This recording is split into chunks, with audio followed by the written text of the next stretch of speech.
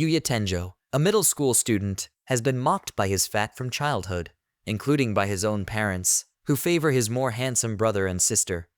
He tries to save a cute girl being harassed by punks behind the convenience store, but gets beaten. The police come, and he just walks off like that. The only person who is kind to him is his grandpa, but he just passed on and left Yuya's house.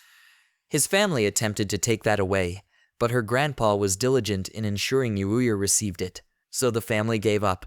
Even until graduation day, Yuya continues to get bullied. As he punches his mirror, this accidentally reveals a secret room. He discovers a secret portal to a cottage in another world which operates like a video game. From his stats and registering him as the housemaster, Yuya reads a note left behind by the previous owner who died. He left everything to the next owner and has the house protected. Only its master can enter. Yuya checks out a few weapons, but his stats are too low for him to use effectively. Then a bloody ogre attacks. Thank goodness for the barrier. Yuya throws his weapon, and it dies instantly. He gets to level up and distribute a few points to his attributes. Even better, he can sell some rare items in exchange for Japanese yen. That night he undergoes a painful transformation, evolving his body, making him tall, muscular, and handsome. He buys new clothes before returning to Japan for his first day of high school. His former bullies are stunned by his transformation, but, along with his jealous siblings, are still attempting to continue to bully him. They are interrupted by the arrival of Kaori, who somehow immediately knows who he is. Kaori soon approaches Yuya, the girl he saved at the convenience store. It turns out she is a rich girl, and she had him investigated after that incident. To thank him, she wants him to enroll at Aosei Academy, a school for geniuses and elites. Yuya feels he is not qualified. His siblings try to usurp him and want to take that offer to be enrolled. Kaori scoffs them off that they are not qualified since they too bullied Yuya. Instead of talking here, she takes him to her school to let him experience it himself. First he talks to the director, Tsukasa, who is also Kaori's father. Obviously Yuya's low self-confidence still has him reluctant, so Tsukasa talks about potential and talents, and that is why people like him are qualified here. Why not give it a trial run? As a trial, Yuya joins a science class led by Miss Sawada, where most female classmates are charmed by his attractiveness. Yuya makes friends with Ryo and Shingo and appreciates their compassion, so he decides to transfer to Aosei. Kaori shows him the nearby shopping center, and while sharing snacks, insists they use each other's first names. Many eavesdropping students assume they are on a date, embarrassing Yuya. He decides to return to the other world for fun, but this time encounters a girl named Lexia, whom he rescues from a monster. Unsure what to do, he sneaks away unseen once her guards arrive. Yuya's clothes don't get dirty, but since he is tired of wearing the same one, and he has the cash, it's time to go shop for clothes. While walking, all the girls were just stealing glances at him. Nearby, some celebrity photography. Hikaru is frustrated because some male model hasn't turned up. Thank goodness Yuya is nearby, so he snags him as a replacement. Yuya can't say no since his policy is to help others.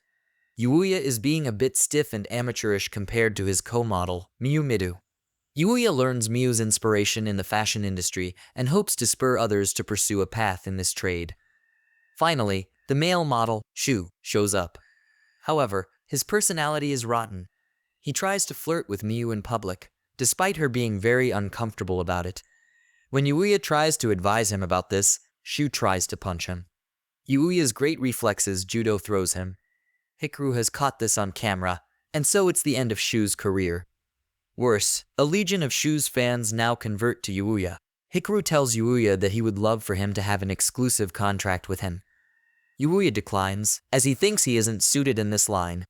As thanks, he is given several nice clothes, as Hikaru hopes they can work again in the future. Even Miu thinks so. Meanwhile, Lexia wants to find that man who saved her and has her knights accompany her again to the forest. Could have been on her head as her men are fighting for their lives against vicious monsters. Until Yuya shows up and kills them all. Lexia recognizes him and goes up to him with this single question. Please marry me. Lexia is arguing with her head knight, Owen, about marrying Yuya. He invites him to his home to talk this out. While she is still very much adamant on marrying him, Yuuya puts this marriage thing as too fast for him. All those books Lexia read, she realizes there is a need to overcome obstacles in their love and hence wants to start out as friends. Owen also points out that the king wants to meet Yuuya to thank him. Since he isn't free within these few days, they will prepare when he is ready. Because now it is back to Yuuya's school life, as he is now a full-fledged student at Aosei. During P, Keed Kazama strikes up a conversation with him. Akira Ikanos tries to show off his football skills, but accidentally kicks towards Keed. Yuuya does his acrobatic move to kick it away and even scores. Akira apologizes, and they all laugh about it and become friends. The girls are now talking about how cool Yuuya is. This begs the question, does he have a girlfriend? Kaori and Keed are looking worried there. Soon, the delinquent group of red ogres crashes into Aosei. They are causing a nuisance. This farce is set up by Yuuya's siblings, who can't forgive Kaori for not admitting them, but their brother. They want Kaori to be kidnapped. Yuuya is frozen with fear. He slaps himself out as he jumps out to go kick their asses. Even Araki, the gang leader, tries to ram him with his bike, but Yuuya dodges and makes him crash. In the end, the police arrest them. However, Araki blames this humiliation on Yuta and tries to kill Yoda and Sora for getting them into this mess. But Yuuya rescues his siblings, leaving them deeply ashamed of their past mistreatment of him. On another expedition in the Otherworld's monster forest, Yuuya encounters and rescues a black Fenrir puppy, whom he adopts as a pet and names Night. As he takes Night for walks in his neighborhood on Earth, Yuuya inadvertently draws even more positive attention to himself and also meets Kaori and Miyu by chance. After Night proves more capable than his appearance suggests, he accompanies Yuuya on his monster-slaying exploits, during one of which they slay a crystal deer, which wields both fire and water magic. The drop item it leaves behind after being slain provides Yuuya with an immediate hot bath whenever needed. On another excursion, they come into a cave with a man's skeleton remains and a tome titled The Book of the Sage. Meanwhile, Riger's spies employ Headhunter, a famed assassin, to assassinate Princess Lexia. Reading this tome, the sage writes how he obtained power enough to enter the realm of the gods when he was alive. However, he turned that offer down and suffered because he possessed such abnormal strength that humans started to fear him. The only way he could die as a human. The book ends granting Yuuya anything he wants to know. Magic. And just like that, he gets installed with magic. Back home, a little mediation and following of instructions. Now Yuuya and Night can do magic. Owen reports to the king about Yuuya, but also hopes he can admonish Lexia for that marriage proposal. The king gets furious and wrecks his own throne, telling who is that bastard seduced my darling Lexia. For the off-campus study, Yuuya is in the same group as Akira, Keed, and Rin Kanzaki. Then, together with Kaori, they go shopping for camping essentials. At the crane vending machine, Yuuya uses his skills to make the best of the mechanism and gets everyone the prize they want. Then, as the guys take a break while the girls continue shopping upstairs, suddenly a fire breaks out. Realizing Kaori and others are trapped because Ryu just called and confirmed they couldn't get out in time, Yuuya dashes through security to play the hero to save them. Time to put his water and air magic to good use as he searches through the thick smoke and carries all three of them. He can't make it in time, so he just blasts a hole through the wall enough for them to get out safe. Yuuya gets lectured by the firemen for that dangerous stunt, but Kaori and her father couldn't be more grateful. Meanwhile, some little girl deems this other world not worthy to be saved or protected and must be destroyed, and that's why she wants this bunny deity's help to destroy it. But he won't and feels the need to pass down his techniques. While exploring the forest and sharpening his talents, Yuuya and Night come upon a girl being threatened by a troop of goblins. Despite Night's attempts to keep him away, Yuuya saves the stranger. Introducing herself as Luna, the girl claims she came to the jungle for training. Yuuya's generosity makes her fall in love with him, and he gladly offers to help her develop. Sometime later, Yuuya returns to Earth to take a break from their team-up in favor of his field trip with his classmate of mountain land owned by Aosei Academy. To the students' bafflement, they have to spend this weekend sleeping outdoors and foraging their food. Yuuya once again impresses his fellow students by hand catching fish for dinner. In the other world, however, Luna is revealed to be Headhunter.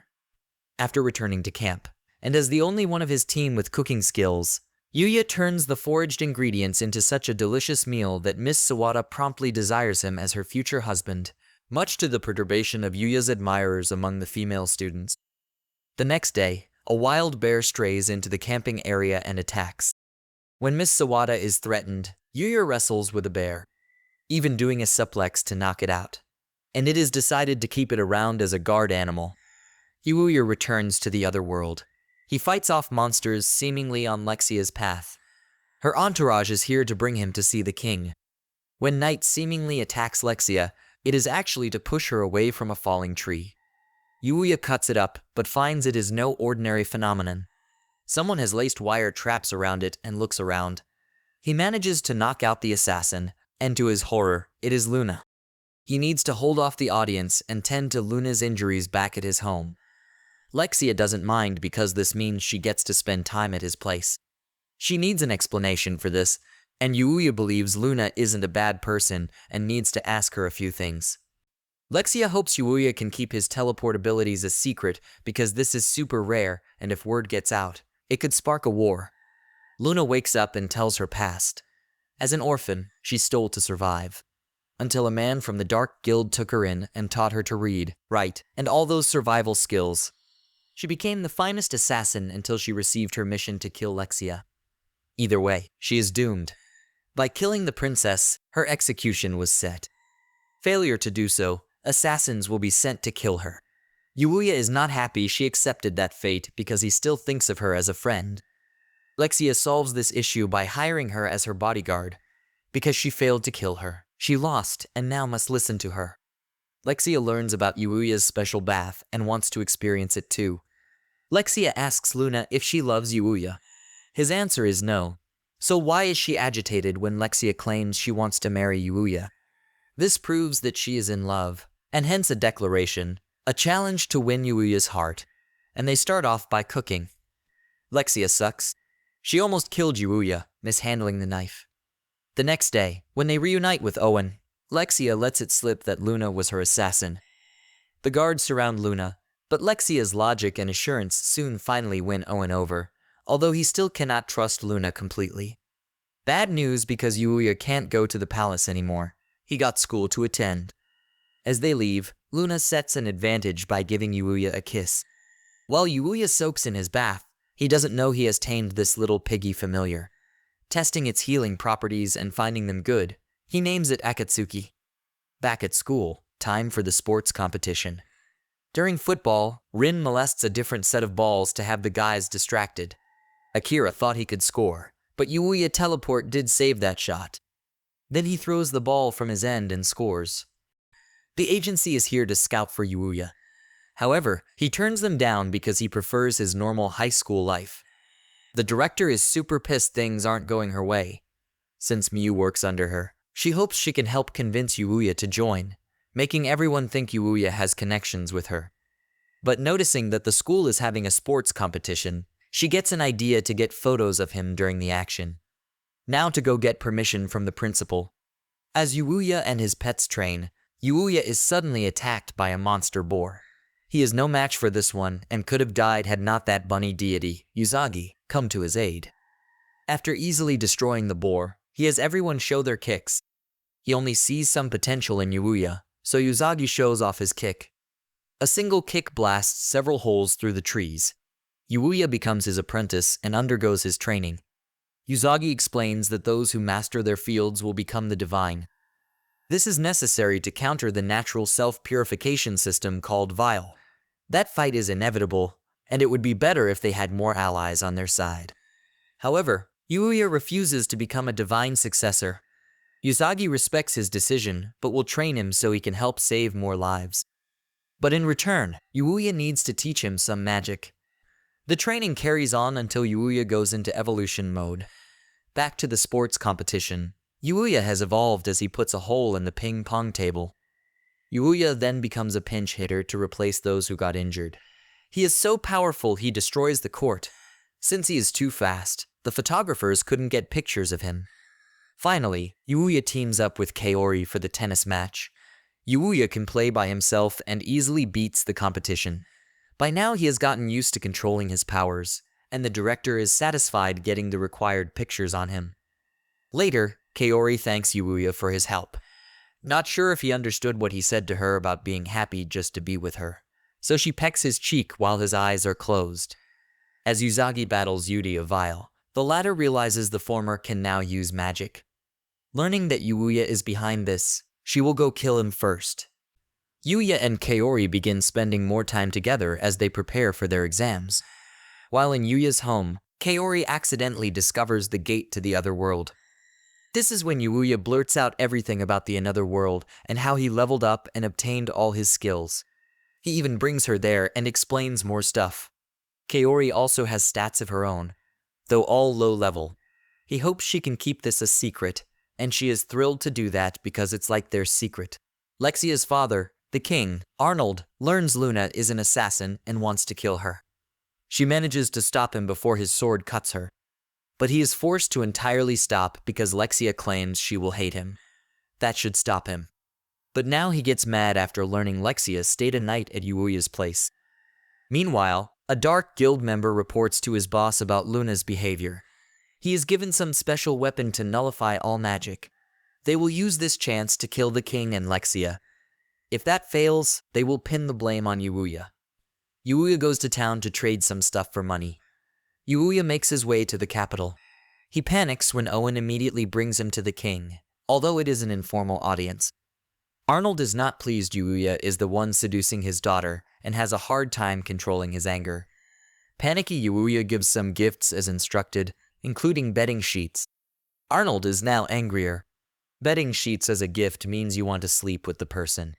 Before it is off with Yuuya's head, everyone is surrounded by the Dark Guild, who are here to kill. Yuuya knocks them all out before they can do anything. Lexia is so happy Yuuya saved them again and can't stop hugging him.